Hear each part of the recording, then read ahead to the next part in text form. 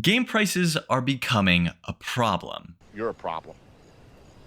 You're a real problem. First, Nintendo announces that Mario Kart World will be going to $80, and then Xbox follows suit saying all of its new releases will be $80, and it raised its console prices by $80 or more. But it just baffles me because do these companies not understand how backlogged we already are on games? Whoever this user is on Reddit said it perfectly. Backlogs are no longer a thing, we now have strategic reserves. I almost never buy games at launch or for full price anymore. Take Ghost of Tsushima as an example. When it hit Steam in May 2024 at $60, I thought, yeah, I really want to play this, but I'll just wait until it hits $30 in a year or two. Last sale, it was $40, so now I just wait a little longer, grab it for $30, and then I can also pick up Spider-Man 2 for another $30. Two amazing games for the price of one new AAA release. Honestly, I could even throw Jedi Survivor into that bundle and still be spending less than I would on the latest reskinned Mario Kart. And this is the first reason I've adopted this don't buy new games mindset.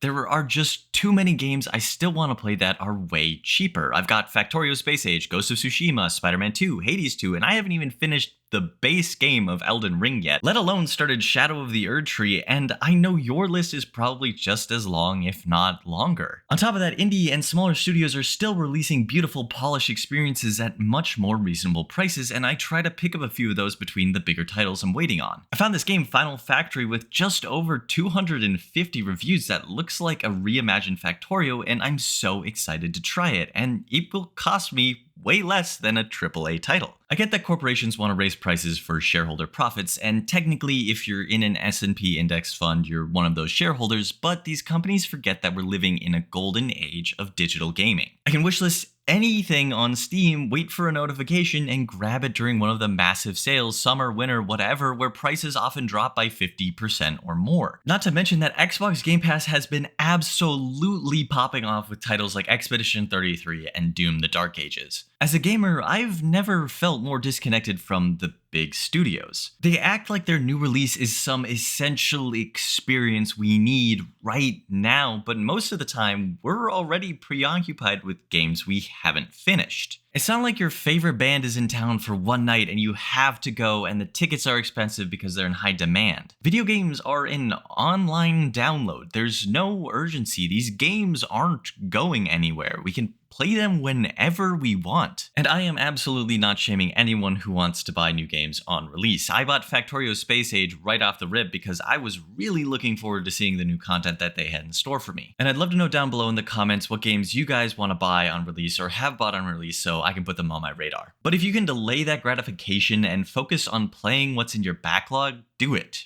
Boycott these rising prices, or better yet, support smaller devs making cool, affordable games. The second main reason I avoid buying games at launch is that they're often just not ready. People can recall that No Man's Sky launched clunky and full of bugs. Everyone remembers the catastrophic launch of Cyberpunk 2077. And every Civilization game basically needs a few months or a year of patches before it's truly in its best state. I honestly consider Civ 7 to still be in development. In my mind, that game hasn't even registered as released yet. If developers have proven again and again that they'll launch games unfinished, why would I pay $60 to $80 for something broken when I can wait and buy it cheaper, better, and more polished later? It feels like the finance bros and private equity suits have taken over game companies and said, let's jack up the prices, gamers are addicted, they'll pay. I don't know about you, but I'm not falling for that. Take Expedition 33, a $50 release from a new studio that undercuts the AAA market and respects both your time by being a complete and amazing game and your wallet by not costing $80. That's how you earn trust. Seriously, this game has game of the decade energy. The combat is awesome. Coming from somebody who doesn't normally like turn-based combat, the story is unique. The world building is next level. I have not had a game grab my attention like Expedition 33 has in a long time. In a video that is all about not buying new games, this one is definitely worth buying or playing on Game Pass because it is absolutely tremendous. As you could probably guess, because most of the clips in this video are from the game.